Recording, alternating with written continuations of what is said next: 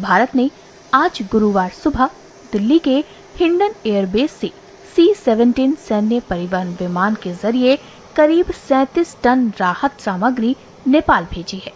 राहत सामग्री में जरूरी दवाएं, खाने के पैकेट और अन्य आपातकालीन सामान शामिल है। बाढ़ से प्रभावित लोगों तक समय पर मदद पहुंचाने के लिए भारत की ओर से यह राहत सामग्री भेजी जा रही है।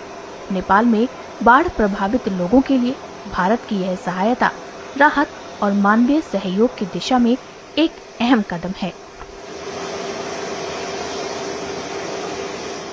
कल हमें पता लगा है दोपहर में कि ऐसे हमारे लिए फ्लड रिलीफ के वहाँ पे ऑपरेशंस करने पड़ेंगे नेपाल में।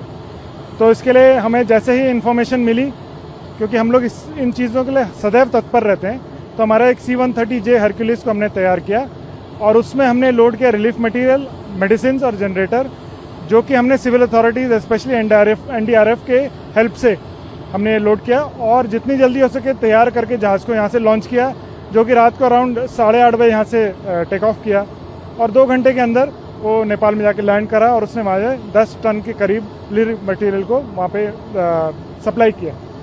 उसके अलावा अभी एक C-17 जैसे कि आप पीछे देख सकते हैं, ये तैयार हो रहा है। अराउंड 35 टन लोड इसमें भी जा रहा है और ये अभी थोड़ी देर बाद टेक ऑफ कर जाएगा और विदिन मे बी 1.5 घंटे के अंदर ये जाके काठमांडू में लैंड करेगा और फिर रिलीफ मटेरियल सप्लाई करेगा। तो इन सब मिशंस में सबसे इम्पॉर्टेंट होता है टाइमली सपोर्ट प्रोवाइड करना, जो कि हमारा एम है। ये एयरक्राफ्ट है C-17 Globemaster. Aircraft is versatile platform. ये we carry out around 70 tons of payload हम कैरी कर सकते हैं। एज ऑफ नाउ इसमें हम around 35 to 40 tons of relief material carry कर रहे हैं, जो कि NDRF का सम लोड है, टेंटेज है, dignity kits and medical aid हम कैरी कर रहे हैं। यहाँ से काठमांडू का flying time will be 1 hour and 15 minutes। तो अब अभी डिपार्चर टाइम इज़ सुबह 9:30 बजे, तो around 10:45 will be landing at Kathmandu. हमने क्योंकि काफ़ी वहाँ पर सिचुएशन क्या हो सकती है ये पता नहीं है, हमें हो सकता है कि तुरंत नीचे उतरने का टाइम न मिल पाए, तो हमारे पास कितना जो फ्यूल होता है उसकी क्या तैयारियाँ होती हैं? अचानक से कोई कंटिजेंसी हुई तो क्या हमारे पास दूसरा कोई ऑप्शन हमने प्लान कर रखा होगा?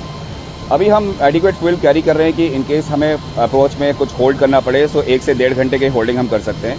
पर उसके भी अभी अगर डिले अनसर्टेन है और हमें लैंडिंग नहीं मिल रही है तो हमने with in India 2 bases earmark करके रखे हैं, जिनको इन्फॉर्म किया गया है कि अगर हमें डाइवर्ट करना पड़े तो हम वहाँ पे डाइवर्ट करेंगे, रिफ्यूल करेंगे और फिर जब नेपाल से क्लियरेंस अगेन आएगा तो हम विल लॉन्च फॉर नेपाल।